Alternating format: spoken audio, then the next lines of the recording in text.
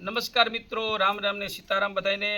જો આ સીપડું છે આપણી વાડીમાં, ઓર્ગેનિક આ સીપડું છે, બહુ મસ્ત છે અને પાકી ગયું છે। તો ચાલો આપણે આને મોળી અને હું રુદુ અને કૃષ્ણા સીવી આને ખાઈશું અમે।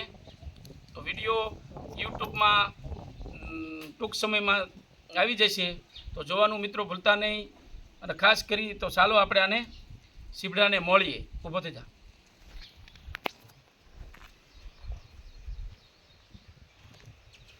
આને આવી રીતે શીરું કરી નાખાય નાની નાની, એટલે ખાવામાં સરળતા રહે। તો છે ને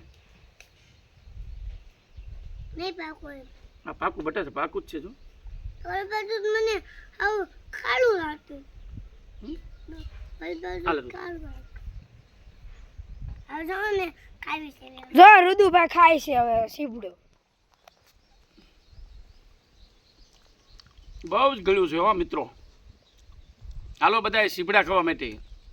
અમારો વિડીયો સારો લાગે તો લાઈક કરજો, શેર કરજો અને સબસ્ક્રાઈબ કરજો। આવજો। રામ રામ, સીતારામ।